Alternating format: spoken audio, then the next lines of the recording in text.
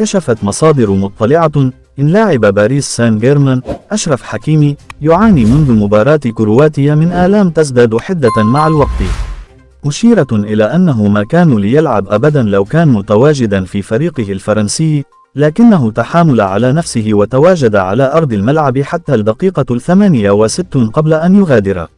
وقالت ذات المصادر أن حكيمي لم يستطع إكمال مواجهة المغرب وبلجيكا بحساب الجولة الثانية لدور المجموعات من كأس العالم قطر 2022 للإصابة، مبرزة أن الوضع أخطر من المتوقع. وأضافت المصادر نفسها إن خطر تفاقم إصابة أشرف حكيمي يتفاقم، ما سيمنعه من يتدرب مع المجموعة في اليومين المقبلين. يبقى أمر لعبه للمباراة المهمة في ختام دور المجموعات أمام كندا في حكم المجهول، ومن المتوقع أن يحسمه المدرب وليد الركراكي خلال الساعات الأخيرة قبل اللقاء. وأشارت المصادر إلى أن حكيمي لم يكن اللاعب الوحيد الذي تحامل على نفسه ولعب اللقاء الأخير مصابا، بل كذلك المدافع رومان سيس.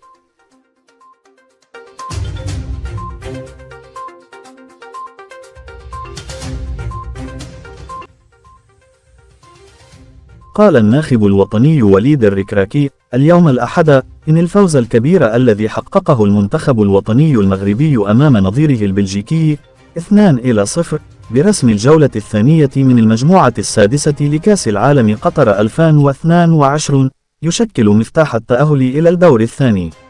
وأضاف الركراكي خلال الندوة الصحفية التي أعقبت المباراة أن الأداء الجيد الذي بصم عليه اللاعبون خلال المباراة مكن النخبة الوطنية من تحقيق نتيجة الفوز التي تشكل مفتاح العبور إلى الدور الموالي من المسابقة. وأبرزوا أن اللاعبين قدموا مباراة كبيرة أمام أحد أفضل منتخبات العالم الذي يتوفر على نجوم يلعبون في بطولات عالمية، داعيا اللاعبين إلى السير على هذا النهج وتحقيق نتيجة إيجابية مماثلة في المباراة القادمة ضد منتخب كندا. وفي نفس السياق شدد الركراكي على أن العناصر الوطنية مدعوة إلى تقديم نفس الأداء بعزيمة وإصرار وروح قتالية في المباراة المقبلة من أجل حسم التأهل إلى الدور الثاني من منافسات المونديال.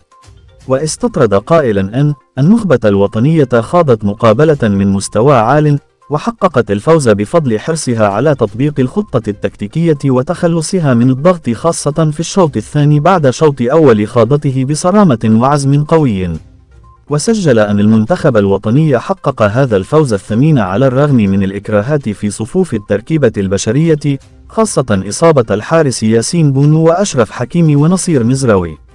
وبعد أن أعرب عن سعادته بتمكن الفريق الوطني من منح الشعب المغربي انتصاره الأول في المونديال منذ سنة 1998، اعتبر أن تركيبته البشرية حريصة على الدفاع ببسالة عن الألوان الوطنية وتشريف الكرة المغربية في هذه التظاهرة العالمية.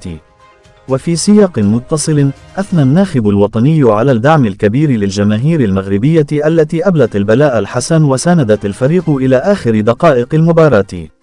من جانبه قال الدولي المغربي حكيم زياش الذي فاز بجائزة أحسن لاعب في المباراة إن العناصر الوطنية بصمت على أداء جيد وحققت الأهم بتضافر جهود كل اللاعبين الذين أداروا اللقاء بخطة تكتيكية أوقعت الخصم في الأخطاء، الشيء الذي مكن من التحكم في مجريات اللعب وانتزاع النقاط الثلاث.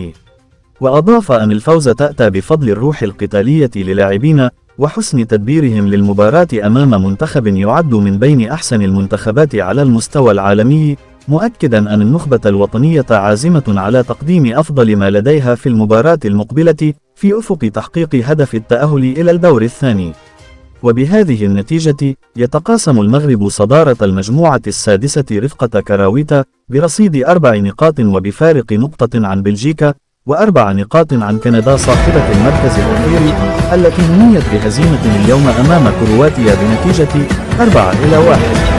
ويجري المنتخب الوطني مباراته الثالثة ضد نظيره